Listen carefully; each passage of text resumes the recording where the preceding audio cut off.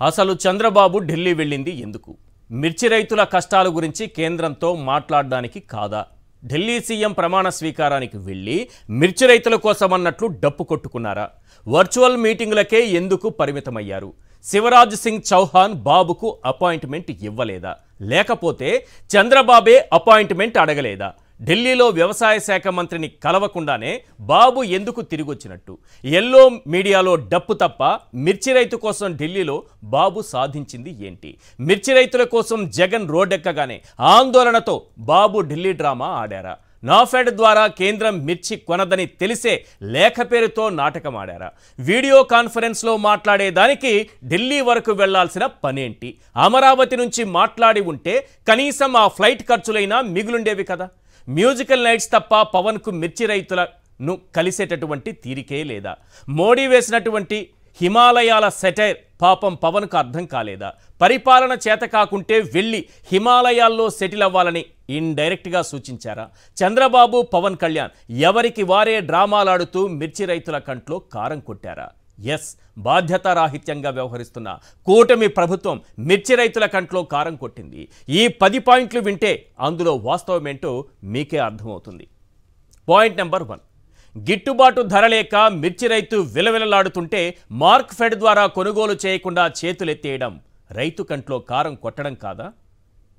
Question number 2, Jagan రోడ్డెక్కగానే ఎప్పుడూ మిర్చి కొనుగోలు చేయని నాఫెడ్ ద్వారా కొనాలంటూ కేంద్రానికి లేఖ రాయడం రైతు కంట్లో కారం కొట్టడం కాదా? క్వశ్చన్ నెంబర్ 3, ఢిల్లీ సీఎం ప్రమాణ స్వీకారానికి వెళ్ళి మిర్చి రైతుల కష్టాల కోసం వెళుతున్నట్టు బిల్డప్ ఇవ్వడం రైతు కంట్లో కారం కొట్టడం కాదా? క్వశ్చన్ నెంబర్ 4, కనీసం కేంద్ర వ్యవసాయ శాఖ మంత్రిని నేరుగా కలవకుండానే ఢిల్లీని కదిలించేశామని డప్పు కొట్టుకోవడం రైతు కంట్లో కారం కొట్టడం కాదా? క్వశ్చన్ నెంబర్ 5, ఎప్పుడు ఏ రాష్ట్రంలో కేంద్రం మిర్చి కొనుగోలు చేయదని తెలిసిన వర్చువల్ మీటింగ్లతో నాటకాలు ఆడటం రైతు కంట్లో కారం కొట్టడం కాదా? క్వశ్చన్ నెంబర్ 6, 2024లో క్వింటా 27,000 పలికిన మిర్చి ఇప్పుడు మీ పాలనలో 13,000కు పడిపోయినా పట్టించుకోకపోవడం రైతు కంట్లో కారం కొట్టడం కాదా? క్వశ్చన్ నెంబర్ 7, ఓవైపు మిర్చి రైతు కనీసం మద్దతు ధర లేక అల్లాడిపోతుంటే మీరంతా మ్యూజికల్ నైట్లో జల్సాలు చేయటం రైతు కంట్లో కారం కొట్టడం కాదా? క్వశ్చన్ నెంబర్ 8, మీరు పట్టించుకోకపోగా ఆ మిర్చి రైతులకు అండగా నిలిచిన జగన్పై ఎన్నికల కోడ్ పేరుతో కేసు పెట్టడం రైతు కంట్లో కారం కొట్టడం కాదా? క్వశ్చన్ నెంబర్ 9, మిర్చి రైతులను దళారులు దోచేస్తుంటే మేనిఫెస్టోలో చెప్పిన ఏపీఎంసీ యాక్ట్ అమలు చేయకపోవటం రైతు కంట్లో కారం కొట్టడం కాదా? క్వశ్చన్ నెంబర్ 10, కనీస మద్దతు ధర ప్రకటించకుండా మిర్చిని కొనుగోలు చేయకుండా కేంద్రం నుంచి హామీ ఇప్పించకుండా డ్రామాలాడటం రైతు కంట్లో కారం కొట్టడం కాదా? ఈ 10 ప్రశ్నలకు చంద్రబాబు నాయుడు గారు, పవన్ కళ్యాణ్ గారు ఇద్దరు సమాధానం చెప్పాలి. ఎందుకంటే ఇద్దరు ఢిల్లీకి వెళ్ళారు. ఢిల్లీ సీఎం ప్రమాణ స్వీకార కార్యక్రమానికి హాజరయ్యారు. ఇక్కడి నుంచి అసలు డ్రామా మొదలుపెట్టారు. వెళ్ళిందేమో ఓ ఫంక్షన్కి వెళ్ళారు, చెబుతోందేమో రైతులను ఆదుకోవడానికి ఢిల్లీకి వెళ్ళామని చెప్తున్నారు. ముందుగానే రాసేశారు నిన్న రాధాకృష్ణ గారు. చంద్రబాబు టేకప్ చేశారు, ఢిల్లీ వెళ్ళిపోతున్నారు, అయిపోయింది. కానీ పోనీ ఢిల్లీ వెళ్ళారు, ఏమైనా సాధించుకొని తిరిగి వచ్చారంటే చాలా గొప్పగా చాలా సాధించారని రాశారు. ఏం సాధించారు అని అంటే, ఢిల్లీ వెళ్ళిన చంద్రబాబు గారు ఏం సాధించారు రైతుల కోసం అని అంటే, ఆంధ్రజ్యోతి దినపత్రిక ఈరోజు ఏం రాసిందో తెలుసా? మిర్చి రేట్లపై ఢిల్లీని కదిలించిన బాబు. కనీసం వ్యవసాయ శాఖ మంత్రితో డైరెక్ట్గా సమావేశం లేదు, కనీసం ఒక్క హామీ కూడా తీసుకోలేదు, ఢిల్లీనే కదిలిపోయిందట.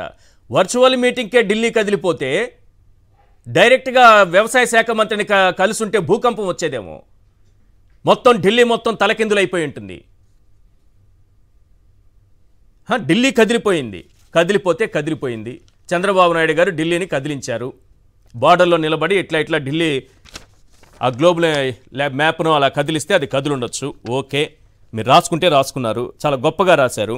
పైగా ఇక్కడ చూస్తే ఏమైంది, నేడు హస్తినలో కీలక భేటీలు, రైతన్నపై ఫోకస్, ఢిల్లీ కదిలిపోయింది, కీలక నిర్ణయం, సీఎం ప్రమాణ స్వీకారానికి వచ్చి అన్నదాతల సమస్యపై సీఎం ప్రత్యేక దృష్టి అని అంటూ రాస్తూ గత సీఎంలకు భిన్నంగా బాబు పర్యటనలు, ఏపీ కోసం తరచూ కేంద్ర మంత్రుల వద్దకు, గుట్టుగా సొంత పనులపై నాడు జగన్, రైతులు ఈరోజు గిట్టుబాటు ధరలు లేక అల్లాడిపోతుంటే కనీసం ఆ మిర్చిని కొనకుండా, రైతుకు భరోసా ఇవ్వకుండా, దళారుల బెడద నివారించకుండా, రైతుని ఆదుకోకుండా చంద్రబాబు నాయుడు గారు ఢిల్లీ టూర్తో డ్రామాలు ఆడుతుంటే జగన్ గారు ఎందుకు వచ్చారు?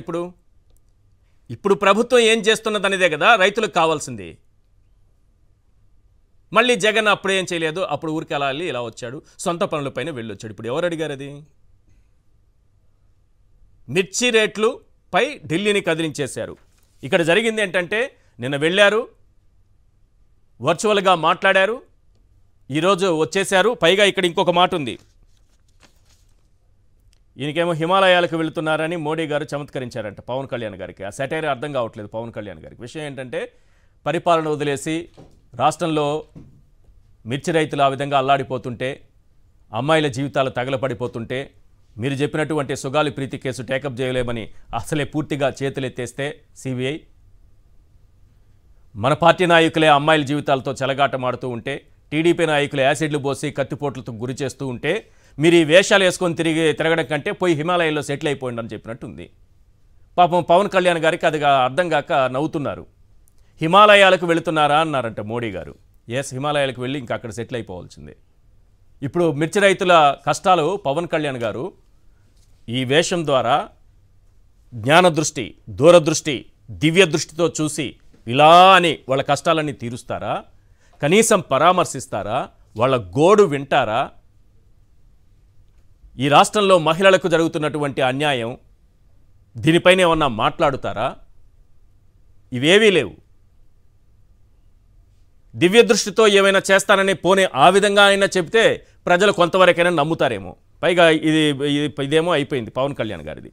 ఇక్కడ అమిత్ షా గారు మోడీని చూసి రాత్రికి ఢిల్లీలోనే ఉండిపోవాలని కోరిన కేంద్ర హోంమంత్రి అమిత్ షా, మళ్ళీ వస్తానని చెప్పిన సీఎం, ఉండి పొద్దున్నే వ్యవసాయ శాఖ మంత్రితో మాట్లాడి రావచ్చు కదా. ఇది కదా ఇంపార్టెంట్. ఇప్పుడు అమిత్ షా గారు కోరారట కదా, మీరు ఈ రాత్రికి ఢిల్లీలో ఉంటే చాలా బాగుంటుందని. మరి ఉండొచ్చు కదా, పొద్దున్నే వ్యవసాయ శాఖ మంత్రిని కలవచ్చు కదా, ఇక్కడ రైతుల కష్టాలు చెప్పొచ్చు కదా. కానీ అసలు విషయం ఏంటంటే ఏ రోజు కూడా నాఫెడ్ ద్వారా మిర్చి ఈ దేశంలో కేంద్రం కొనుగోలు చేయలేదు. ఆ విషయం చంద్రబాబు నాయుడు గారికి బాగా తెలుసు. తెలిసినా సరే చాలా సింపుల్గా లెటర్ రాయడం, అక్కడేమో ఈవెంట్కి ఫంక్షన్కి వెళుతూ ఏదో రైతుల కోసం వెళ్ళినట్టుగా డ్రామాలు ఆడటం. నిజంగా రైతుల కోసమే వెళ్ళి ఉంటే కేంద్ర వ్యవసాయ శాఖ మంత్రి ఏం చెప్పారు, ఎప్పటిలోగా ఈ సమస్య పరిష్కారం అవుతుందని చెప్పారనేది చంద్రబాబు నాయుడు గారు అక్కడే చెప్పేసేవాళ్ళు, పేపర్లో పెద్ద అక్షరాలతో వచ్చేది. అవి రాలేదు. ఢిల్లీ కదిలిపోయిందని మాత్రం వచ్చింది. ఏం కదిలింది, ఎలా కదిలింది, ఎందుకు కదిలింది అనేది ఇందులో మనకు కనిపించదు. రైట్. ఇంకొక పాయింట్ కూడా ఉంది. ఇక్కడ మోడీ గారు సెటైర్ వేస్తే వర్మ ట్వీటే వేశారు, పిఠాపురం వర్మ గారు పవన్ కళ్యాణ్ గారి మీద. సో మోడీ, వర్మ పవన్పై వేసినటువంటి సెటైర్లో, ట్వీట్లో వీటి గురించి మాట్లాడదాం. చంద్రబాబుకు శివరాజ్ సింగ్ చౌహాన్ ఎందుకు అపాయింట్మెంట్ ఇవ్వలేదు? ఈయన అడగలేదా? ఆయన అడిగినా ఇవ్వలేదా? ఢిల్లీ వెళ్ళి మిర్చి రైతుల కోసం బాబు సాధించింది ఏంటి? జగన్మోహన్ రెడ్డి గారు రోడ్డెక్కకుండా ఉంటే ప్రభుత్వంలో ఈ మాత్రం కదలికైనా వచ్చి ఉండేదా? ఇవాళ చర్చలో పాల్గొంటున్నారు తాటిపర్తి చంద్రశేఖర్ గారు, వైఎస్ఆర్సీపీ ఎమ్మెల్యే, ఎంఆర్ పాషా గారు, సీనియర్ అనలిస్ట్. తాటిపర్తి చంద్రశేఖర్ గారు, ఈ రైతుల గురించి, చంద్రబాబు టూర్ గురించి, కేంద్ర వ్యవసాయ మంత్రితో భేటీ అయ్యారా లేదా, అపాయింట్మెంట్ దొరికిందా లేదా, చాలా అంశాలు ముడిపడి ఉన్నాయి. ఎల్లో మీడియా, డబ్బు, ఇవన్నీ. దీనికంటే ముందు పవన్ కళ్యాణ్ గురించి, మోడీ, వర్మ, ఒకరేమో ప్రధాని, ఇంకొకరేమో పిఠాపురంలో పవన్ కళ్యాణ్ని గెలిపించిన వర్మ. ఇది నేను అనట్లేదు సార్, నేను అనట్లేదు. వర్మ గారు, పిఠాపురం వర్మ గారే స్వయంగా చెప్తున్నారు. ఆయన ఒక ట్వీట్ పెట్టారు. ఈరోజు ఆ ట్వీట్ తర్వాత తీసేశారనుకోండి, పెద్ద వివాదం అయిపోయింది. వెంటనే తీసేశారు. కానీ పెట్టిన ట్వీట్ ఎక్కడికి పోదు కదా, ఎక్స్లో చేసిన పోస్ట్ అలాగే ఉంటుంది కదా. ఒకసారి ఆ ట్వీట్ సారాంశం ఏంటనేది ఒక్కసారి స్క్రీన్ పైన వేయండి. 2 అంశాలు మాట్లాడాలి. ఒకటి మోడీ గారు వేసినటువంటి సెటైర్, 2 వర్మ పెట్టినటువంటి ట్వీట్. ప్లీజ్. కష్టపడి సాధించిన విజయమే నిజమైన గౌరవం. కష్టపడి సాధించిన విజయమే నిజమైన గౌరవం. దీంట్లో 2-3 అంశాలు ముడిపడి ఉన్నాయి. కష్టపడి సాధించిన విజయం, పవన్ కళ్యాణ్ కష్టపడి సాధించలేదు, ఆ కష్టాన్ని ఆయన విజయాన్ని నేను కష్టపడి సాధించి పెట్టిన విజయం, నీకు ఆ గౌరవం లేదని ఒకటి అంటే పవన్ కళ్యాణ్ గారికి. 2, ఇలా మీరు కష్టపడకుండానే విజయం సాధించి ఈరోజు గౌరవం పొందుతూ పదవులు పొందుతూ డిప్యూటీ సీఎం స్థాయికి ఎదిగారు. మీకు ఆ నిజమైన గౌరవం ఎక్కడి నుంచి వచ్చిందంటే నేను కష్టపడితే వచ్చింది. ఇలా రకరకాలుగా అర్థం చేసుకునేలా చాలా క్లియర్గా ఒక్క సెంటెన్స్లో చాలా అర్థాలు వచ్చేలా ఆయన పెట్టినటువంటి ట్వీట్. కష్టపడి సాధించిన విజయమే నిజమైన గౌరవం. Point number 1. Point number 2, Modi గారు వేస్తున్నటువంటి సెటైర్, పవన్ కళ్యాణ్ గారి చిరునవ్వు. చూడండి ఎంత బాగా నవ్వుతున్నారు. ఇక్కడ రైతులు కంట్లో కన్నీళ్లు గారుతూ ఉంటే అక్కడ హ్యాపీగా ఉన్నారు చంద్రబాబు నాయుడు గారు, పవన్ కళ్యాణ్ గారు. ఎవరు పట్టించుకోరు ఇక్కడ రైతుల్ని. ఏంటి సార్ పవన్ కళ్యాణ్ గారి గురించి చెప్పండి. 1 మోడీ గారు, 2 వర్మ గారు ఇద్దరు చేసినటువంటి ఒక కామెంటు, ఒక ట్వీట్. పవన్ కళ్యాణ్ గారి వ్యవహార సరళిని ఒక్క మాటలో చెప్పేశాడు ఆయన వర్మ గారి మాటల్లోనే నువ్వు కష్టపడకుండానే నీకు ఈ స్థాయి వచ్చింది అని చురగలంటిచ్చేశాడు. కష్టపడ్డాడు కదా. ఇది రాష్ట్ర వ్యాప్తంగా పెద్ద చర్చ అనే అంశం ఎందుకైంది? దానిలో అర్థం ఏంటి?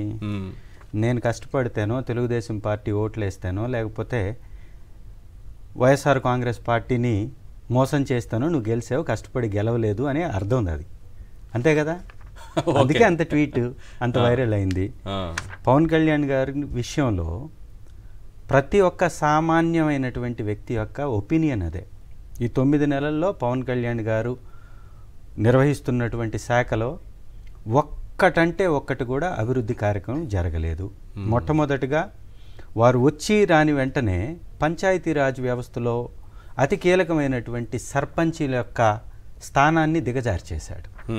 సర్పంచ్కి సంబంధం లేకుండా ఏ విలేజ్లో కూడా ఒక తీర్మానం లేకుండా వర్క్ జరగదు. అలాంటిది అక్రమంగా అధికారులను అడ్డం పెట్టుకొని పంచాయతీల్లో ఈ రాష్ట్రంలో ఉన్నటువంటి 90% పంచాయతీలు వైఎస్ఆర్ కాంగ్రెస్ పార్టీ గెలిచినటువంటి పంచాయతీలు. వైఎస్ఆర్ కాంగ్రెస్ పార్టీ సర్పంచులు ఉన్నారని వారిని అవమానపరుస్తూ వాళ్ళ అధికారాలను లాగేస్తూ అధికారులను అడ్డం పెట్టుకొని ఏ రకమైనటువంటి అనుమతులు లేకుండా తీర్మానాలు లేకుండా గ్రామాలలో దళారీ వ్యవస్థను ప్రోత్సహించి అధికారులతోటి వారికి వర్కులను అలాట్ చేయించి ఎన్ఆర్జిఎస్ 15th ఫైనాన్స్ ఇది కేంద్రం ఇచ్చేటటువంటి బడ్జెట్. ఈ బడ్జెట్ని పని దినాలకి చెల్లించాల్సినటువంటి డబ్బును కూడా రోడ్లేస్తున్నట్టుగా కలరింగ్ ఇచ్చేసి మొట్టమొదటగా పంచాయతీ నియమాలకే తూట్లు పొడిచారు. ఒకటి అతి పెద్ద పొరపాటు వారు చేసింది. రెండవ పొరపాటు అటవీ శాఖకి సంబంధించి. అటవీ శాఖలో గంధపు చెక్కలు స్మగ్లింగ్ అవుతున్నాయన్నారు, ఏవేవో మాట్లాడారు కదా. ఇవాళ 9 నెలల్లో వారు సాధించినటువంటి ఘనత ఏంటంటే ఇంకా స్మగ్లింగ్ అధికమైపోయింది. ఎక్కడికక్కడ అడవుల్లో గంజాయి సాగు చేస్తున్నటువంటి పరిస్థితి కనపడుతుంది. దాంతోపాటుగా మా ఎర్రగొండపాలెంలో నిన్న రీసెంట్గా ఒక 4 days బ్యాక్ ఒక చిరుతపులి చనిపోయింది. స్మగ్లర్లు చిరుతపులిని చంపేశారు. నేను ట్వీట్ కూడా వేశాను. బహుశా అది వారెవరు కూడా స్పందించలేదు. ట్వీట్ కూడా వేశాను. చిరుతపులి కళేబరాన్ని తొలగించడంలో కూడా ఇది ట్వీట్. వేటగాళ్ల ఉచ్చులో చిరుతపులి చనిపోయింది. ఇది గంధపు చెక్కలు చేసేవాళ్ళు ఎవరు? చిరుతల్ని చంపి వాటి చర్మాలని వాటి గోళ్లని స్మగ్లింగ్ చేసేటటువంటి వాళ్ళు చేసినటువంటి వేసిన ఉచ్చులో పడి చిరుతపులి చనిపోయింది. సో ఇది వారి యొక్క నిర్వాకం. మూడవది ఆర్డబ్ల్యూఎస్ అధికారులు ఎర్రగొండపాలెంలో ఒక్క వాటర్ ట్యాంకర్ తోలకుండా 100 ట్యాంకర్లు అక్రమంగా తెలుగుదేశం పార్టీ నాయకుల పేరుతోటి రాసేసి గుక్కెడు గొంతుకి నీళ్లు అందించాల్సినటువంటి ఆ వ్యవస్థ కాస్త దళారుల జేబుల్లోకి డబ్బులు అందించడానికి ఉపయోగపడుతుంది. ఈ విధంగా 3 వ్యవస్థలు ఈ విధంగా ఉంటే వారు చెప్పినట్టుగానే మహిళల మీద భద్రత విషయంలో, సుగాలి ప్రీతి గారి విషయంలో, వారు చేసినటువంటి అనేక అవినీతి ఆరోపణల విషయంలో ఒక్కదాని మీద స్టాండ్ అయ్యారా?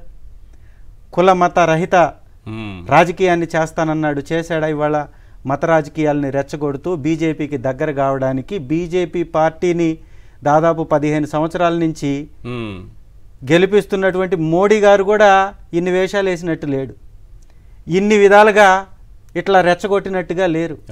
ఈ విధంగా ఇంకొక ఇతర మతస్థుల్ని కించపరిచినట్టుగా ఎక్కడా కనపడదు.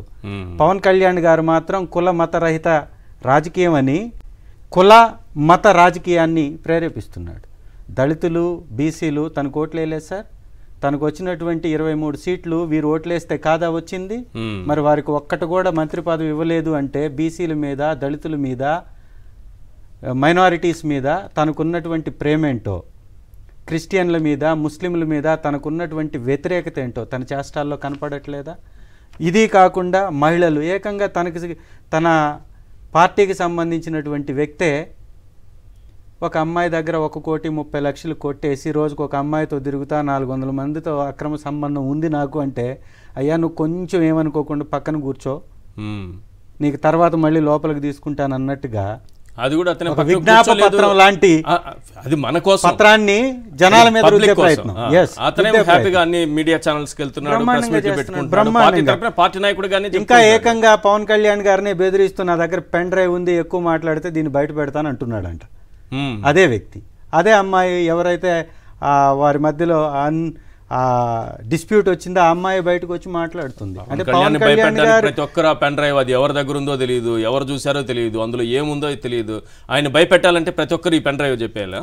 అంటే ఎట్లా అంటే మేమేమంటున్నామంటే మీ నాయకుడికి భయం లేదు, మీరు చేసేటటువంటి పందా ఇలా ఉంది. పోనీ దేన్నన్నా ప్రశ్నిస్తానంటే నమ్మినటువంటి జనాల కోసం ఏమైనా నిలబడతారా అంటే ఇవాళ మిర్చి రైతులు పడుతున్నటువంటి బాధలు మీకు పట్టదు. మ్యూజికల్ నైట్కి వెళ్ళడానికి మీరు మళ్ళీ దైవభక్తితో కూడినటువంటి మాలలో ఉన్నా కానీ మ్యూజికల్ నైట్కి వెళ్ళిపోతారు.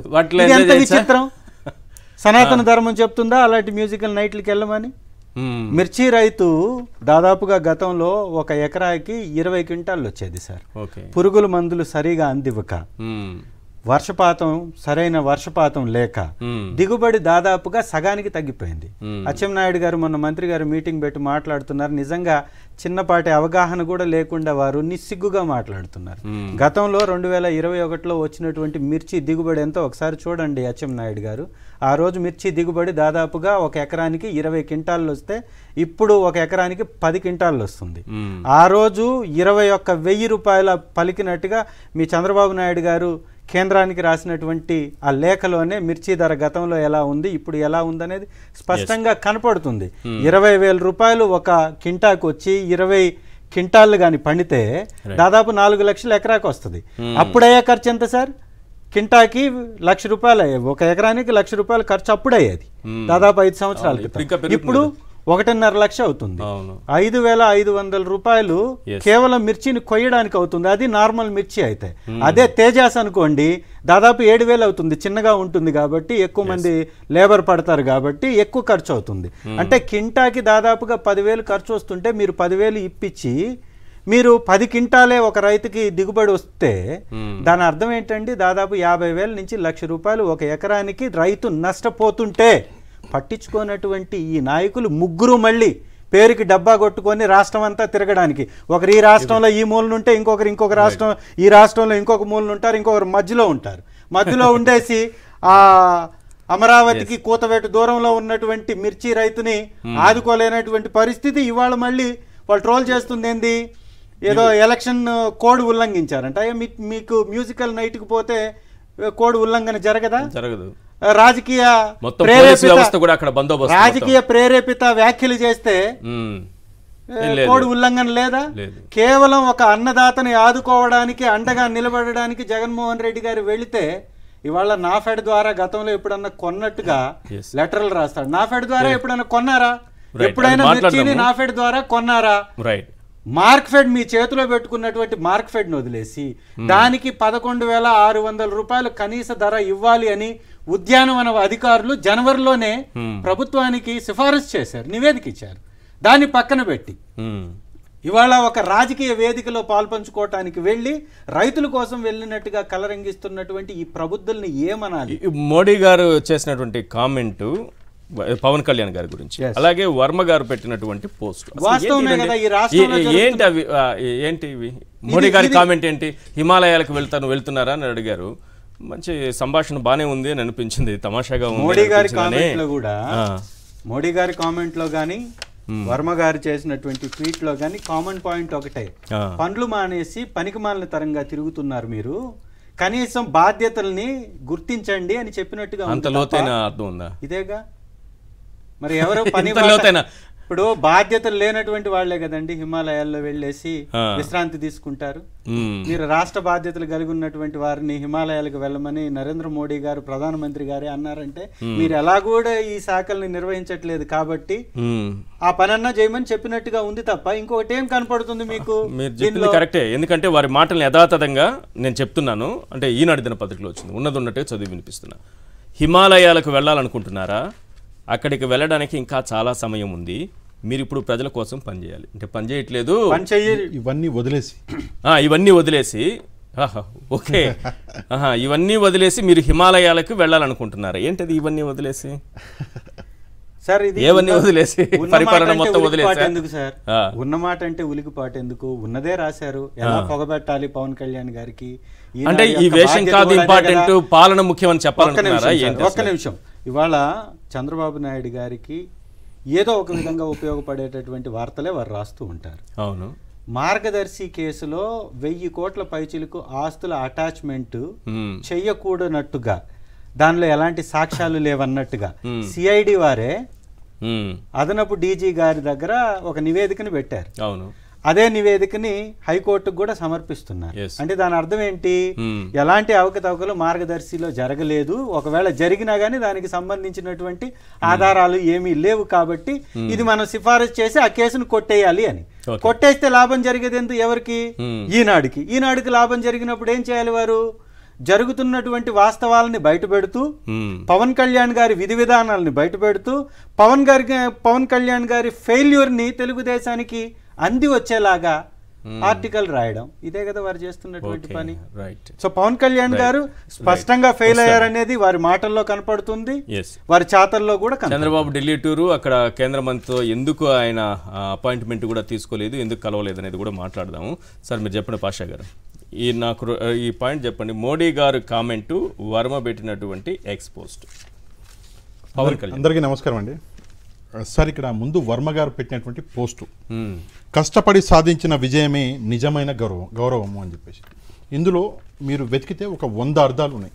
అందులో ముఖ్యమైన అర్థం ఏంటంటే, నేను కష్టపడితే గౌరవం నువ్వు సంపాదించుకున్నావు, అది నిజమైన గౌరవం కాదు అని చెప్పేసి వర్మ గారు చెప్పాలనుకుంటున్నారు.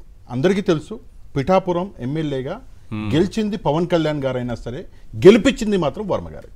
నేను అక్కడ ఉన్నా, పిఠాపురంలో నేను ఉన్నా, పర్సనల్ గా చూశాను, అక్కడ స్థితిగతులు మొత్తం చూసినా కాబట్టి నాకు తెలుసు ఎవరెక్కడ వర్క్ చేశారు. అయితే ఈ విషయాన్ని వర్మ గారు పాపం చెప్పలేక చెప్పుకున్నాడు ఈ ట్వీట్ ద్వారా.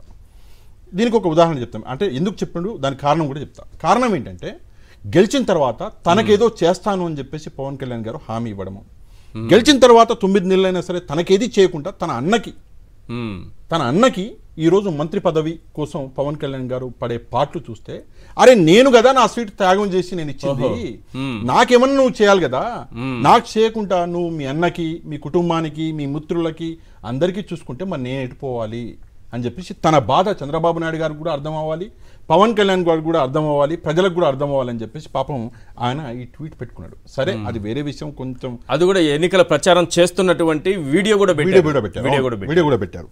అయితే పవన్ గెలిపించిన, అంటే నేను గెలిపించాను, కష్టం నాదే అని చెప్పుకున్నారు. కాకపోతే దాని మీద నిలబడలేక పాపం డిలీట్ చేసుకున్నారు. సరే అది వేరే కారణాలు ఏమైనా ప్రెజర్ వచ్చింది. అసలు ఈ విషయం చెప్పిందే దానికి. ఇంకో విషయం ఏంటంటే, ఇంతకంటే ముందు పవన్ కళ్యాణ్ గారు 2 చోట్ల నిలబడ్డాడు, ఓడిపోయాడు, మనకు తెలుసు. ఇక్కడ ఈ గెలుపు ఎంత కాదన్నా, ఎవరు ఒప్పుకోకపోయినా ఇది వర్మ గారి గెలుపు, పవన్ కళ్యాణ్ గారి గెలుపు కాదు. అది అంటే నా లెక్క ప్రకారం. అంటే అట్లా సార్, పిఠాపురంలో ప్రజలు ఓట్లేసి పవన్ కళ్యాణ్ గారి అభిమానులు ఉండరా? ఆయన మాటలు వినరా? ఆయన కోసం ఓట్లు వేయరా? సార్ వర్మ గారి గురించి మీకు కూడా తెలుసు. వర్మ గారు అక్కడ పిఠాపురంలో ఒక ఆయన ఇండిపెండెంట్ గా కూడా పోటీ చేసి గెలిపిన వ్యక్తి. అవును, ఆయనకి టికెట్ రాకపోతే జనాదరణ ఉంది, ఆయనకి జనాదరణ ఉంది అక్కడ. దాన్ని ఆయన త్యాగం చేసినాడు. చాలా పెద్ద మనసు ఉన్నటువంటి వ్యక్తి, అందులో ఎట్లాంటి సందేహం లేదు. ఇక మోదీ గారి దగ్గర కూడా వద్దాం.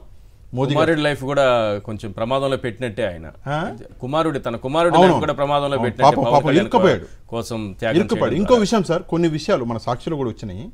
ఆయనని టార్గెట్ చేసి అక్కడ ప్రస్తుతం జనసేన ఆయనని లేకుండా చేయాలని కూడా, అంటే రాజకీయంగా అక్కడ లేకుండా చేయాలి ఆయనని, మొత్తానికి అని కూడా ప్రయత్నాలు జరుగుతాయి. ఓకే, నెక్స్ట్ ఫ్యూచర్ లో పవన్ కళ్యాణ్ ఇక్కడే స్థిరపడిపోవాలంటే వర్మ అక్కడ ఉండకూడదు. ఉంటుంది కదా సార్, ఇది ఎప్పటికైనా ప్రమాదం కదా. అవును, ఒక పిఠాపురం అనే వరలో 2 కత్తులు పవన్ కళ్యాణ్ వర్మ అనే 2 కత్తులు ఇవ్వలేవు కదా. ఆ కత్తిని లేకుండా చేస్తున్నారు ఎవరంటే జన సైనికులు. ఇది వర్మ గారి ట్వీట్. ఇక మోదీ గారి దగ్గర కూడా వద్దాం సార్. మోదీ గారు రాజకీయంగా ఆయనకి చాలా సుదీర్ఘమైన ఎక్స్పీరియన్స్ ఉంది. మోదీ గారికి ఆయనకి సనాతనికి సన్యాసికి ఉన్నటువంటి వ్యత్యాసం తెలుసు సార్ ఆయనకి. ఓకే, మనకి క్లియర్గా మనకు తెలియకపోవచ్చు. కాషాయం ధరించిన ప్రతివాడు సనాతని కాదు, సన్యాసి కూడా అయి ఉంటాడు అని చెప్పేసి ఆయనకు తెలుసు. ఆ విషయాన్ని ఆయన గుర్తు చేసుకొని ఆ స్టేజ్ మీద నిలబడి ఆయన నవ్విండు. ముందు ఆ వీడియో మీరు ముందు చూడండి, ఆయన నవ్విండు. ఎవరిని అంత దగ్గరగా అంత క్లోజ్ గా వెళ్ళి మాట్లాడలేదు. ఆయన నవ్విండు. నవ్వి ఏమన్నారు ఇక్కడ అంటే, ఈనాడులో వచ్చింది, మళ్ళీ ఒకసారి చదువుతా. ఇవన్నీ వదిలేసి మీరు హిమాలయాలకి వెళ్ళిపోతున్నారా? దీనికి ఇంకా టైం ఉంది. మీరు ఇప్పుడు ప్రజల కోసం పనిచేయాలంటే ఇక్కడ కొన్ని అర్థాలు. మొదటి అర్థం, మీరు ప్రజల కోసం పనిచేయట్లేదు. వాస్తవమేనది. మీరు అది వాస్తవమా కదా? ఇక్కడ క్లియర్గా అనిపిస్తుంది కదా. మోదీ గారు చెప్పింది ఎవరు? ప్రధాని, దేశ ప్రధాని అండి.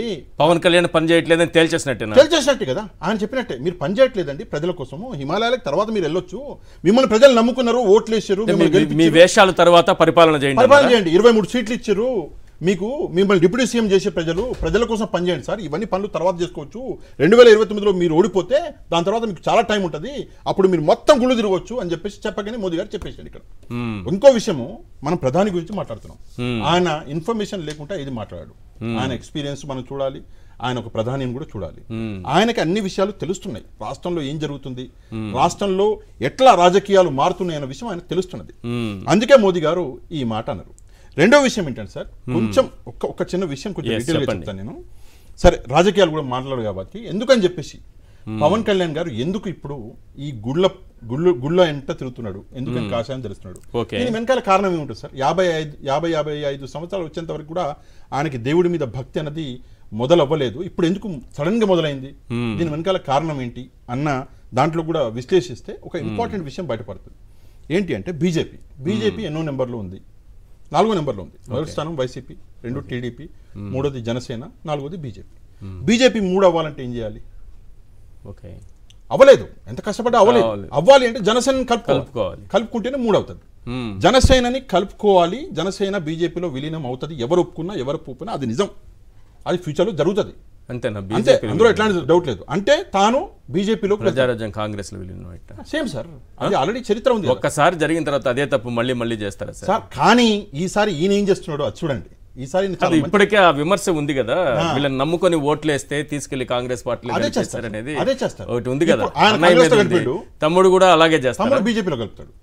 ఒకటి. రెండో విషయం ఏంటంటే, ఈయన భయం ఏంటి, అరే మరి మా అన్నలాగా నాకు కూడా రాజకీయ జీవితం లేకుండా పోద్దా అని చెప్పేసి ఈయన ఏం చేశాడంటే, నేను కూడా ఒక యోగిలాగా ఇండియాలో ఇప్పుడు బీజేపీలో చేరతాడు, చేరిన తర్వాత అక్కడ పేరు రావాలంటే ఏం కావాలి, ఆర్ఎస్ఎస్కి దగ్గర అవ్వాలి, ఒక యోగిలాగా అంటే యోగి ఆదిత్యనాథ్ లెవెల్లో నేను కూడా పైకి వెళ్ళాలి అని చెప్పేసి మరి అట్లా అనుకుంటే ప్రధానికే పదవికే పోటీ చేయొచ్చు కదా. కొంచెం ఫ్యూచర్ అన్నది తర్వాత విషయము. కాకపోతే ఈ రోజు తన ఆలోచన ఇది లేకపోతే సార్, ఏ సందర్భము సమయం లేకుండా ఇక్కడ బడ్జెట్ మీటింగ్ కోసం అక్కడ మీటింగ్ జరుగుతుంటే స్వయంగా ముఖ్యమంత్రి కూర్చుంటే మీటింగ్ లో నాకు జ్వరం వచ్చింది అని చెప్పేసి ఫోన్ ఎత్తకుండా మీరు గుళ్ళ ఎట్లా పోయారు, ఎందుకు పోయారు? ఏదో కారణం ఉండాలి కదా దానికి. మరి ఏ కారణం లేకుండా కనీసం తన శాఖలో ఫైళ్లు ఇప్పటి వరకు కదలట్లేదు. చంద్రబాబు నాయుడు గారు ఒక లిస్ట్ రిలీజ్ చేశారు, ఈనాడు పేపర్ ప్రచురించింది. అత్యధికంగా పెండింగ్ ఫైల్స్ ఉన్న ఏకైక శాఖ అయింది అని చెప్పి ఇచ్చారు. ఇంకో విషయం ఉంది. రెండోది, ఆయనకి 10th ర్యాంక్ వేశారు. ఆయనేమో ఒక కేబినెట్ మీటింగ్కి రాలేదు. ఆయనేమో ఉన్నత స్థాయి అధికారుల భేటీ ఒకటి సమీక్షా సమావేశం చంద్రబాబు నాయుడు గారు పెడితే దానికి రాలేదు. ఇప్పుడు మొత్తం దేవాలయాలు మొత్తం తిరుగుతున్నారు. ఢిల్లీలో సీఎం ప్రమాణ స్వీకారం, ఆ కార్యక్రమానికి కూడా హాజరయ్యారు. వీటికన్నిటికీ వెన్నునొప్పి కానీ ఇతర ఇబ్బందులు కానీ ఏమీ ఉండవు. మరి రైతుల కష్టాలు వచ్చేటప్పటికి మాత్రం ఈ నొప్పులు, లేకపోతే సమీక్షా సమావేశాలకు నొప్పులు. అది కాదు సార్, ఒక గుడికి వెళ్ళాలి అంటే ఎంత పెద్ద ప్రాసెస్ మీకు తెలుసు బాగా. మెట్లు ఉంటాయి, ఎక్కడాలు ఉంటాయి, కొండలు ఉంటాయి, గుట్టలు ఉంటాయి, అన్ని తిరిగి వచ్చాను కదా. ఈ రోజు జ్వరం ఉందంటే రేపు పొద్దున వెళ్ళిపోయాడు అంటే ఆయన ఫిట్ గానే ఉన్నాడు. అది. ఇంకో విషయం ఏంటంటే సార్, ఇక్కడ మోదీ గారికి పవన్ కళ్యాణ్ గారి ఫర్ ఎగ్జాంపుల్ ఏంటంటే, ఒకసారి చెగువీర అన్నాడు, ఇంకోసారి బహుజన్ సమాజ్వాదీ అన్నాడు, ఇంకోసారి అదేదో అన్నాడు, ఇంకోసారి అదేదో అన్నాడు. అటు ఇటు పోయి మోదీ గారికి తెలిసిన విషయం ఏంటంటే, పవన్ కళ్యాణ్లో నిలకడ లేదు. నీకు మంచి అవకాశం వచ్చింది, నువ్వు హిమాలయాలకు తర్వాత వెళ్ళిపో పర్లే, కానీ ఈసారి ప్రజల కోసం పనిచేసి పేరు సంపాదించుకో, లేకపోతే రాబోయే ఎన్నికల్లో కష్టమవుతుందని చెప్పేసి పాపం చెప్పగానే చెప్పాడు. కాకపోతే ఇందులో నాకు వచ్చిన డౌట్ సార్, డౌట్ ఏంటంటే సరే మోదీ గారు చెప్పిండు నవ్వుకుంటూ, ఈయన పాపం నవ్వుకుంటూ బదులిచ్చేసాడు. ఈ న్యూస్ బయటకి ఎట్లా వచ్చింది? ఎట్లా వచ్చింది ఈ న్యూస్ బయటికి? ఈనాడే రాసినాడు. ఏమని రాసినాడు అంటే ఈ విషయాన్ని పవన్ కళ్యాణ్ గారు పంచుకున్నారట, మీడియాతో పంచుకున్నారట. ఏంటి సార్ అంటే పవన్ కళ్యాణ్ గారేమో నాతో మోదీ గారు ఈ సెటైర్లు ఇచ్చిన పంచుకుంటాడు, చంద్రబాబు నాయుడు గారేమో నన్ను నైట్ ఉండిపోమన్నాడు, నేను ఉండలేను. ఈ రాష్ట్రానికి చాలా ఉపయోగం వీళ్ళిద్దరి వల్ల, ఈ మాటల వల్ల ఎంత ఉపయోగం సార్ రాష్ట్రానికి, ఎంత ప్రయోజనం, చాలా ప్రయోజనం కదా సార్. ఒక 2 సక్సెస్ అయినట్టే కదా.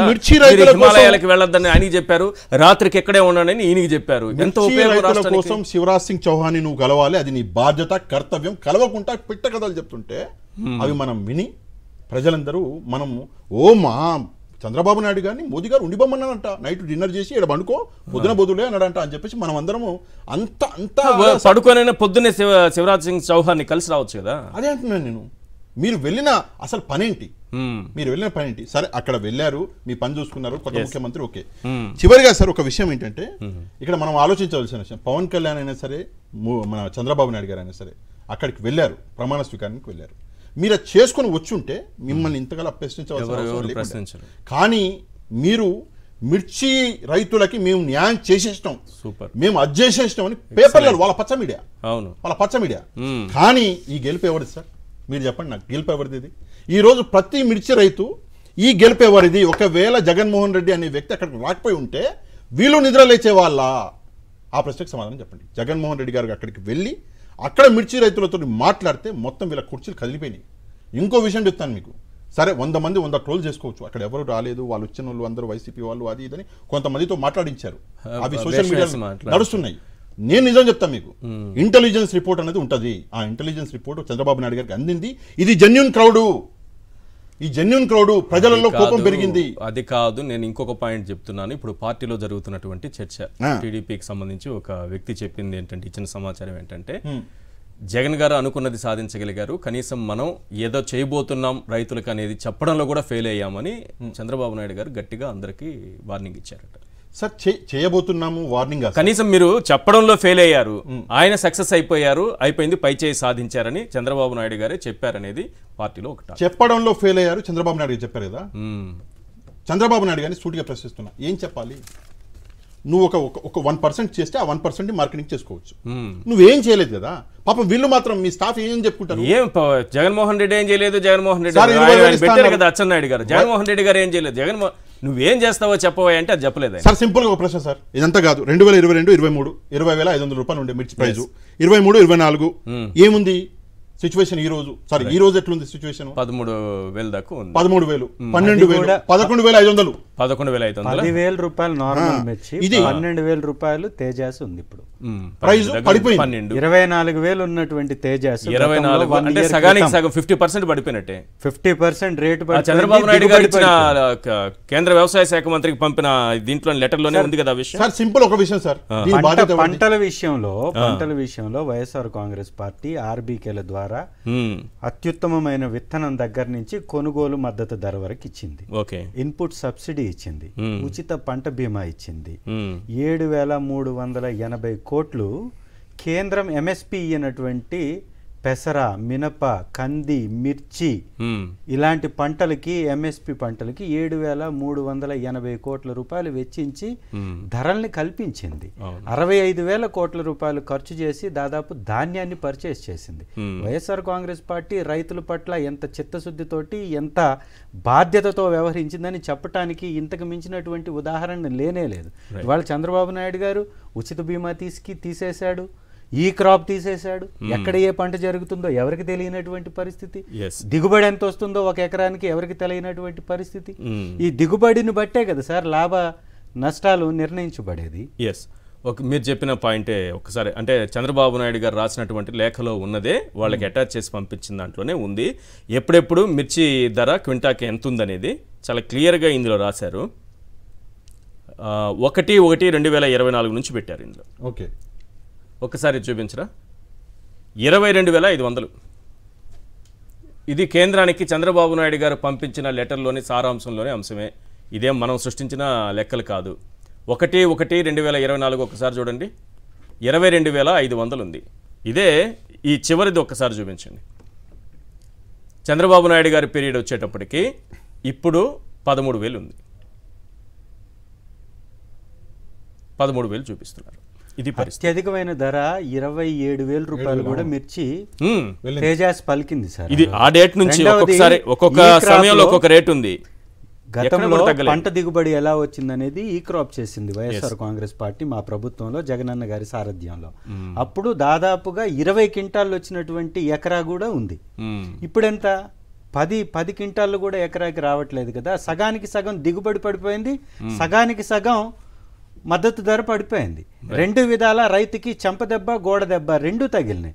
అయినా కానీ మొద్దు నిద్రపోతున్నటువంటి చంద్రబాబు నాయుడు గారు వారి ప్రభుత్వం నిస్సిగ్గుగా అబద్ధాలు మాట్లాడడానికి మాత్రం మైకుల ముందుకు వచ్చేసి ఢిల్లీకి వెళ్ళి ఏం చేస్తారు నాకు అర్థం కావట్లేదు. రాష్ట్ర ప్రభుత్వం చేయాల్సిన చేయరా మొత్తం ఢిల్లీ పైన ఇది స్పష్టంగా ఒక్క మాట చాలా స్పష్టంగా చెప్తున్నాం. గతంలో ఎన్నడూ ఎప్పుడూ కూడా నాఫాడ్ మిర్చిని కొనలేదు సార్, కొనబోదు కూడా.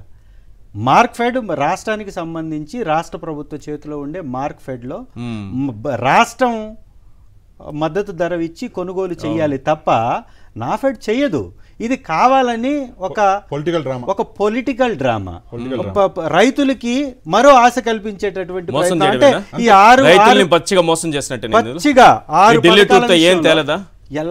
ఎలాంటి రూపాయి కూడా రానే రాదు. ఒకవేళ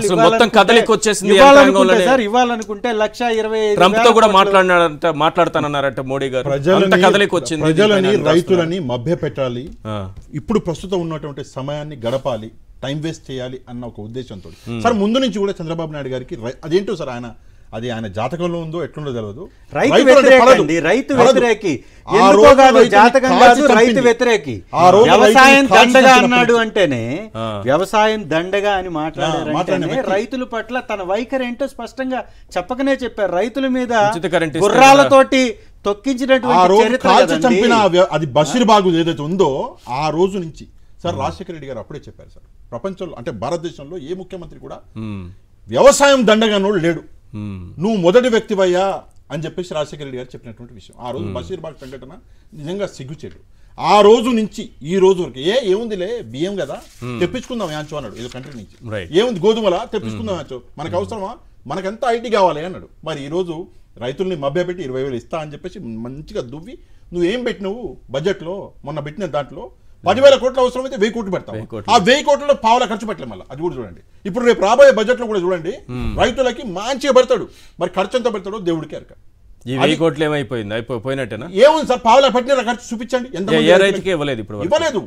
ఇంకో విషయం, వీళ్ళు చేసే అప్పులు సార్ ఎవరికి ఏమి ఇస్తలేరు, మహిళలకు ఏమి ఇస్తలేరు, నిరుద్యోగులకు ఏమి ఇస్తలేరు, స్టూడెంట్స్కి ఏమి ఇస్తలేరు, రైతులకు ఏమి ఇస్తలేరు, కానీ ప్రతి మంగళవారం అప్పు చేస్తున్నారు. నాకు డౌట్ ఏమొస్తుంది, ఈ అప్పు తీసుకెళ్ళి ఏం చేస్తున్నాడు, డబ్బంతా ఎక్కడికి పోతుంది? 1,46,000 కోట్లు అవుతుంది. అదే సార్, తీసుకెళ్లి రూమ్ లో పడేసి లాకర్లో పెట్టుకుంటున్నాడా, దీన్ని ఉపయోగించుకోకూడదు అని చెప్పేసి అనుకుంటున్నాడా, లేదంటే అట్నుంచి అటే ఎక్కడికైనా ఆ డబ్బు ఎక్కడికి మాయం అవుతుందా, ఇది అర్థం కాని విషయం. ఇంకోటి ఒక పాయింట్ చెప్తాను, తర్వాత మనం డిస్కస్ చేద్దాము. ఈ ఏదైతే ఢిల్లీ ఏదైతే టూర్ జరిగిందో లోకేష్ గారు వెళ్ళారా? లేదు, వెళ్ళలేదు. ఎందుకు అంటే నేనేం చెప్తాను, కాబోయే ముఖ్యమంత్రి అన్నారు కదా మీరే, మరి ఎందుకు వెళ్ళలేదంటారు? ఆహ్వానం లేదా, లేకపోతే ఇద్దరుగా అంటే అది ఎన్డీఏ సంబంధించినటువంటి ముఖ్య నేతలు ఏదో పిలిచారు. నన్ను ఇరకాటంలో పెట్టేస్తున్నారు, నా నోటితో చెప్పించాలని చూస్తున్నారు మీరు. మీరే అన్నారు కదా సార్ ముఖ్యమంత్రి కాదని.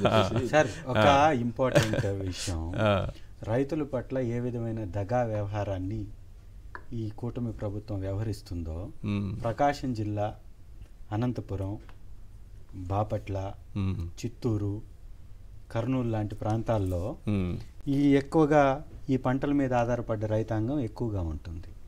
ఆ రైతుల్ని దగా చేస్తూ వారిని ఆదుకోకుండా స్మార్ట్ మీటర్స్, గతంలో వైఎస్ఆర్ కాంగ్రెస్ పార్టీ ప్రభుత్వంలో స్మార్ట్ మీటర్స్ పెడితే ఉరితాళ్ళు అన్న ప్రభుత్వం ఇది. ఇప్పుడు ఏకంగా ప్రతి ఇంటికి కూడా 1,60,00,000 కుటుంబాలకి స్మార్ట్ మీటర్లు బిగించడానికి సిద్ధపడుతుంది. అంటే రైతుల్ని ఒకవైపున దగా చేస్తూ మోసం చేస్తూ మీరన్నట్టు 1,40,40,000 కోట్ల అప్పు తెచ్చారు కదా, దీనిలో నుంచి రైతులు ఆదుకోవటానికి నీకు కనికరం లేదా? నీకు బుల్లెట్ ప్రూఫ్ వెహికల్స్ కొనడానికి మాత్రం డబ్బు 10 కోట్లు సరిపోతుందా?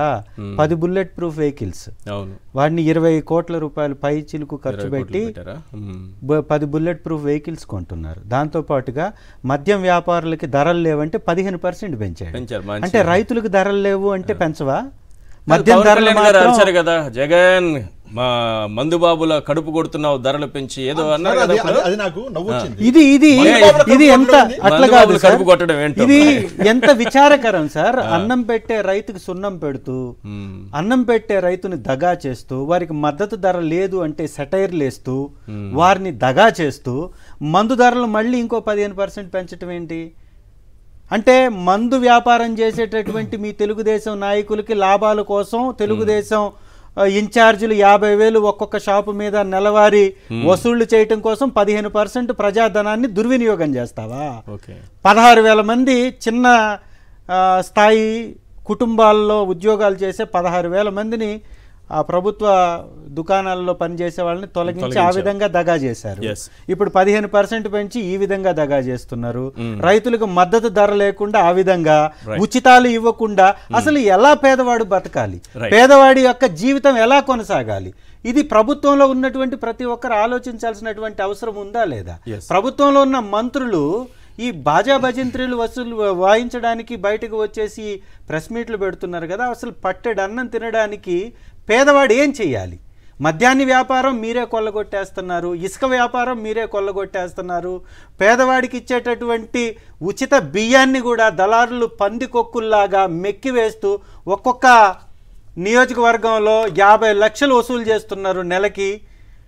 రైతులు పండించినటువంటి పంట సంపదని ఆవిరి చేస్తున్నారు. సంపద సృష్టించట్లేదు, లేదా వ్యాపార వ్యవస్థల్ని తీసుకురావట్లేదు. మరి ఇంకా ఏ విధంగా ప్రజలు బతకాలి? వ్యవసాయాన్ని ఆదరించక, పథకాలు ఇవ్వక, బాధ్యత రాహిత్యం ఏ విధంగా జరగాలని అనుకుంటున్నారు? ఇది కూటమి ప్రభుత్వం యొక్క జగన్మోహన్ రెడ్డి గారు ప్రజా వ్యతిరేక విధానాలకి నిలువెత్తు సాక్ష్యం, పేదల పట్ల వాళ్ళ వైఖరికి నిలువెత్తు సాక్ష్యం. రైట్, మీరు అన్నట్టుగా కదలిక అనేది ఈ రోజు వచ్చిందంటే జగన్మోహన్ రెడ్డి గారు రోడ్డు ఎక్కడం వల్లే కదలిక వచ్చింది. అయినా ఆయన పైన ఒక తప్పుడు కేసు, ఏదో కోడ్ ఉల్లంఘన కేసు అంటూ కేసు పెట్టేశారు. అందులో పేరునని ఆయన లేరు, ఆయన పేరు కూడా అందులో పెట్టేశారు. మనం ఎవరెవరు కావాలని వాళ్ళకి రాత్రులు కళ్ళకు వస్తాయి వాళ్ళ పేర్లన్నీ, అవకాశం ఉన్నప్పుడు అంతా పెట్టేస్తూ పోతుంటారు. మీ పైన ఎన్ని ఉన్నాయి సార్? 9 అంతేనా? మళ్ళీ పెరగలేదా? ఇదే పేర్ని నాని గారి మీద పెట్టిన కేసు మీద నేను ఒక ట్వీట్ వేశాను. అంటే పేపర్లో చదివినందుక లేకపోతే టీవీలో చూసినందుక కేసు అని. ఇంకా వాళ్ళకి ఏంటంటే కేసులు పెట్టాలంటే ఆధారాలు ఏం దొరకవు, తప్పులేమి దొరకవు, పేపర్లో చూసి అరే నేను వెళ్ళానా, తెలియదే వెళ్ళింది, నేను వెళ్ళానా, సెక్రటరీని పిలిచి నేను వెళ్ళానంటే అంటే మరి అదేందే కేసు అయింది అంటే వాళ్ళు పాపం కలగన్నారేమో, కలగని ఇంకో విషయం కూడా ఉంది సార్, ఇక్కడ దొరకట్లేదు. కేసు పెడదామంటే ఎక్కడ దొరకట్లేదు. ఇందులో ఏదో సందులో పెట్టి కేసు పెడతారులేండి, వంశనే తీసుకెళ్లిపోయారు. చెప్పారుగా కేసు పెట్టుకుంటే కూడా ఏం జరుగుతుందో పేర్ని నాన్నగారు వారు ఇవాళ ప్రెస్ ముందు కూడా చెప్పారు. పెట్టుకుంటే పెట్టుకోండాయా, నా చేతి మీద ఉన్న వెంట్రుకు కూడా పీకలేరు మీరు అని చెప్పారు కదా. పేర్ని నాన్నగారే చెప్పారు కదా. ఈ కేసులకి వైఎస్ఆర్ కాంగ్రెస్ పార్టీ భయపడదు అనేటటువంటి మాటని పేర్ని నాని గారి మాటల్లోనే మనం చూడవచ్చు. 9 కేసులు నా మీద పెట్టారు. ఈ విధంగా ప్రతి ఒక్క నాయకుడు మీద తెలుగుదేశం కూటమి నేతల యొక్క ఫెయిల్యూర్స్ ప్రతి ఒక్కరి మీద కాదు, మా మీద పెట్టారు. మేము చెప్పుకోవాలి, మేము పార్టీతో సంబంధం లేని వాళ్ళం. మీ పైన కూడా పెట్టారా? ప్రశ్నించే ప్రతి గొంతును నొక్కివేసేటటువంటి ప్రయత్నం సార్ ఇది. ఇందాక మీరు చెప్తున్న మాటల్లో ఒకసారి పేర్ని నాని గారు ఏమన్నారు ఈ కేసుల గురించి? తప్పితే మరొక దానికి పనికిరాని మనిషి, అతనికి ఛాలెంజ్ చేస్తున్నా. ఇప్పటికి నవంబర్ డిసెంబర్ నుంచి మోగుతున్నావు, పేర్ని నాని అరెస్ట్ చేస్తాను, పేర్ని నాని అరెస్ట్ చేస్తాను, నేను రోడ్లు వెంబడే తిరుగుతున్నా. ఇప్పుడు కొడాలి నాని పేర్ని నాని అరెస్ట్ చేస్తున్నావు. ఏంటి బొంగులో నీ అరెస్ట్ వల్ల నా రోమం కూడా పోడదని నేను చెప్తున్నా కుల రవీంద్రకి. ఇంకా ఎన్ని రోజులు భయపడతారు వీళ్ళు సార్? ఎవరు ప్రతిరోజు మిమ్మల్ని అరెస్ట్ చేస్తాం, రేపు అరెస్ట్, ఎల్లుండి అరెస్ట్ అంటూ ఉంటే ఎంతకాలం భయపడతారు సార్? నిజంగా వాళ్ళ అమాయకత్వం లేకపోతే వాళ్ళకు ఉన్నటువంటి ఆ మైండ్ సెట్ వలన చేసే కార్యక్రమాలు తప్ప 9 కేసులు నా మీద పెట్టారు. ఏం భయపడుతున్నావా? మాట్లాడట్లేదా? వాళ్ళ తప్పుల్ని ప్రశ్నించట్లేదా? వాళ్ళ చేతగాని తనాన్ని నిలదీయట్లేదా? ఈ రాష్ట్రంలో జరుగుతున్నటువంటి అన్యాయాన్ని గళమెత్తి చెప్పట్లేదా? సార్ ఈ ఆడబిడ్డల మీద జరుగుతున్నటువంటి మానభంగాల మీద లేనటువంటి శ్రద్ధ, కర్మ సిద్ధాంతాల మీద ఉన్న హోంమంత్రి గారి మాటల్లోనే వారి యొక్క చేతగానితనం స్పష్టంగా కనపడుతుంది. వారి గురించి ఎంత మాట్లాడుకున్నా వృధా ప్రయాస, చంద్రబాబు అప్పులు, అక్రమ కేసులు 2 ఈక్వల్ 1,40,000 కోట్లు. ఈ రోజు కేసులు, అక్రమ కేసులు, ఈ రోజు కేసులు పెట్టారు సార్, కొన్ని కేసులు ఈ రోజు అనుకుంటా, ఈ రోజు నిన్నను పవన్ కళ్యాణ్ గారి ఫోటోలో మార్ఫింగ్ చేశారు అని చెప్పేసి కొన్ని కేసులు పెట్టారు. నో డౌట్ జెన్యూన్ గా ఒకవేళ తప్పులు చేస్తే శిక్ష పడాలి. ఎవరికి సార్? జగన్మోహన్ రెడ్డి గారి వీడియోస్ ని, కుటుంబంలోని ఆడవారి వీడియోస్ ని మార్ఫింగ్ చేసి లేకపోతే ఫోటోల్ని మార్ఫింగ్ చేసి పెట్టిన వాళ్ళ మీద శిక్షలు పడాలి. మన ఎక్స్ మినిస్టర్లు లేడీ వెళ్ళి స్వయంగా కేసు పెడితే దిక్కు లేదు. 15 రోజుల తర్వాత మళ్ళీ వెళ్ళి ఏమైంది సార్ కేసు, నేను పిటిషన్ ఇచ్చానంటే దిక్కు లేదు. చివరికి అంబటి గారు స్టేషన్ ముందర కూర్చొని అక్కడ ధర్నా చేసేందుకు మళ్ళీ కొత్త కేసు పెట్టారు. ఇప్పుడు ఆమె పైన కూడా, మంత్రి గారి పైన కూడా ఏదో కేసు, విడుదల రజనీ గారి పైన మళ్ళీ ఇంకొక పరిస్థితులు ఎంత దారుణంగా ఉన్నాయి. ఇంకో విషయం సార్ నేను చెప్తాను ఏంటంటే, కాదు సార్, ఒక పాయింట్ చెప్పండి మీరు. పవన్ కళ్యాణ్ గారు అక్కడ ఏదో మునకేస్తూ ఉన్నప్పుడు ఆయన బాడీని చూసి డిఫరెంట్ గా ఎవరో కామెంట్లు పెట్టారు. పెట్టడం తప్పే అన్నారు. నిజానికి ఎవరిని అట్లా బాడీ షేమింగ్ చేయకూడదు, తప్పుగానే ఒప్పుకుందాం. ఒక చిన్న బిడ్డని అబ్యూస్ చేస్తున్నారు. ఈ రాక్షసుల్ని ఏమనాలి? పవన్ కళ్యాణ్ గారి మీద అన్నవాడి పైన కేసు పెడతాం, రైట్, తప్పే అతను చేసింది. అలాంటి కామెంట్స్ పెట్టకూడదు, బాడీ షేమింగ్ చేయకూడదు. పసిబిడ్డను వదిలేరా ఈ రాక్షసులు? 8 ఏళ్ల బిడ్డను వదిలేరా? ప్రజాప్రతినిధులు సార్, ప్రజలు ఓట్లేసి గెలిపించిన నాయకులే ఆ విధంగా మాట్లాడుతూ ఉంటే ఇక ఏముంది ఈ రాష్ట్రంలో? పవన్ కళ్యాణ్ గారికి ఒక న్యాయము, పసిబిడ్డకి ఇంకో న్యాయం ఉంటుంది. కాన్స్టిట్యూషనల్ పోస్ట్ లో ఉన్న వాళ్ళు బహిరంగంగా మీడియాలో, టీవీలలో కూర్చొని ఆ పాప గురించి, మరి పవన్ కళ్యాణ్ గారి గురించి కూడా బహిరంగంగా మాట్లాడచ్చు అప్పుడు బాడీ షేమింగ్ గురించి. అంటే దానిలో ఎంత వాళ్ళ ఉన్మాదం ఉంది అంటే, ఆ బిడ్డ దేవికారెడ్డి, రజనీ గారు ఎవరైతే ఉన్నారో వారు చౌదరి సామాజిక వర్గం. ఆ బిడ్డకి ఆ చౌదరి గారి కూతురు అని ట్రోల్ చేస్తున్నారు. ఈ దుర్మార్గులకి ఇంత నిస్సిగ్గుగా, అంటే ఈ వంశీ గారి అరెస్ట్ విషయంలో కూడా చూశారు కదా, 10వ తారీఖే వాంగ్మూలం ఇస్తే 11వ తారీఖు వాంగ్మూలాన్ని వీడియో మంత్రి గారే ప్లే చేస్తున్నారు. అంటే ఎలా తయారయ్యారంటే, పెయిడ్ పేటిఎం ఛానల్స్ ఉన్నాయి, పెయిడ్ మీడియా వ్యవస్థలు ఉన్నాయి. నేను గతంలో కూడా పేదల్ని భిక్షగాళ్ళలాగా చూడకండి, పేదలు ఈ రాష్ట్రంలో ఉన్న ప్రతి పేదవాడు గౌరవంగా కుటుంబంతో కూర్చొని భోంచేసేటటువంటి అవకాశం కల్పించండి. ఒక ఊర్లో మీరు 50 మందికి అన్నా క్యాంటీన్ల వలన భోజనం పెట్టడం వలన పేదరికం నిర్మూలన కాదు అంటే, అన్నా క్యాంటీన్లో తినేవాళ్ళు భిక్షగాళ్ళు అన్నారని నా మీద విపరీతంగా ట్రోల్ చేసేశారు. అంటే ఈ వ్యక్తులకి డబ్బిచ్చి ప్రభుత్వం అండగా ఉంచి ఇలా ట్రోల్ చేయిస్తూ ఉంటుంది. వీళ్ళకి సిగ్గు, శరం, మానం, మర్యాద ఏమీ ఉండదు అనేది ఈ బిడ్డ దేవికారెడ్డి విషయంలో స్పష్టంగా వారు చూయించేసుకున్నారు. ఈ రాష్ట్రంలో మానభంగాలు జరుగుతుంటే అవి పట్టవు వాళ్ళకి, ఈ రాష్ట్రంలో హత్యలు జరుగుతుంటే అవి పట్టవు. ఒకడు తెలుగుదేశం నాయకుడు ఆడబిడ్డని కారుకు వేసి తలను కొట్టి చంపివేస్తే అది పట్టదు వీళ్ళకి. ఒకడు ముక్కలుగా చిన్న బిడ్డని నరికి నీళ్ళల్లో పడవేస్తే అది పట్టదు. ఒకడు ఏకంగా ఆ బిడ్డకి నోట్లోనే తీసుకొచ్చేసి పాదరసం పోస్తుంటే అది పట్టదు వీళ్ళకి. ఆ చిన్న బిడ్డ ఆప్యాయతతోటి ముద్దు పెట్టుకుంటే అది తప్పుగా అనిపిస్తుంది. అంటే వీరి ఆక్రోశం, వీరి యొక్క కడుపు మంట ఏంటే సార్, జగన్ సార్ బయటకు వెళితే ఒక జన సునామీ కనపడుతుంది. వీళ్ళు 3 నాయకులు డబ్బాలు కొట్టుకుంటున్నా కానీ 4 జనం లేకుండా విలవిలబోతున్నాయి వాళ్ళకి. అదే వారి యొక్క చెప్పండి.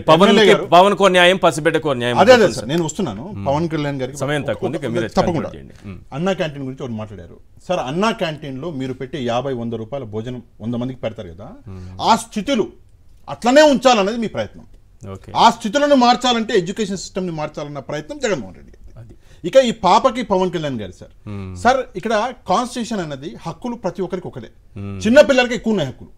అట్లాంటిది మీరు కాన్స్టిట్యూషనల్ పోస్టులలో కూర్చొని ఈ రోజు మీరే ఇట్లా చిల్లర మాటలు మాట్లాడితే మరి మీ కింద ఉన్న వాళ్ళు సామాన్య ప్రజలు నాలాంటి వాళ్ళు మళ్ళీ తట్టుకోగలరా? మీరు తట్టుకోగలరా? సరే బాడీ షేమింగ్, మనం పక్కవాడిని అమ్మాయిని పాపని గురించి మనం మాట్లాడుతున్నాం కదా, మనం చక్కగా ఉన్నామా? మరి మీ గురించి మాట్లాడాలంటే ఇన్ని వెళ్తాయి, మాట్లాడాలా? మాట్లాడితే కరెక్టా అది? వాళ్ళ ఇంట్లో ఆడబిడ్డలు ఉండరా? మరి అదే అంటున్నాను, ఆడపిల్లలే లేరా? అదే అంటున్నాను. మహిళలని కించబరుస్తున్నారు, మహిళల గురించి తప్పుగా మాట్లాడుతున్నారు అని చెప్పేసి 100 కేసులు 1000 కేసులు పెట్టి 100 మంది తీసుకెళ్లి జైలేశారు. ఈ రోజు ఒక చిన్న పాపని మీరు ఇంతలా మీరే కాన్స్టిట్యూషన్ లో పోస్ట్ లో ఉన్నటువంటి వాళ్ళు మీడియాలో కూర్చొని చేస్తుంటే మీ మీద ఒక్క కేసు పెట్టే నాదులు లేడు సార్. ఇది నిజంగా దారుణం. యాక్చువల్ గా వేరే చోట్లలో అయితే ఇదే సంగతి వేరే రాష్ట్రాలలో ఢిల్లీలో కానీ ముంబైలో కానీ జరుగుంటే ఇమ్మీడియట్ గా మీ మీద 10 ఎఫ్ఐఆర్లు ఫైల్ అయ్యాయి. వాడెవడో ఒక పాడ్కాస్ట్ అంట, వాడు యూట్యూబ్ వాడు ఒక తప్పు మాట వాడు మాట్లాడింది గలీజే, వాడు మాట్లాడితే వాడి మీద ఇన్ని కేసులు అయినాయి. అట్లాంటిది నువ్వు కాన్స్టిట్యూషన్ పెట్టాలి కదా, ఇక్కడ కూడా పెట్టాలి. సరే రేపు పొద్దున నీ కుటుంబ సభ్యుల గురించి ఒక మాట మాట్లాడి తట్టుకోగలవా? పేరెంట్స్ మరి ఆ బాధ ఎట్లుంటది? ఆ విషయం ఆలోచించి మాట్లాడాలి. Right, thank you sir. చర్చలో పాల్గొన్నందుకు పాషా గారు, అలాగే తాటిపర్తి చంద్రశేఖర్ గారు. ఇది వాళ్ళ చర్చా కార్యక్రమం చూస్తూనే ఉండండి సాక్షి టీవీ.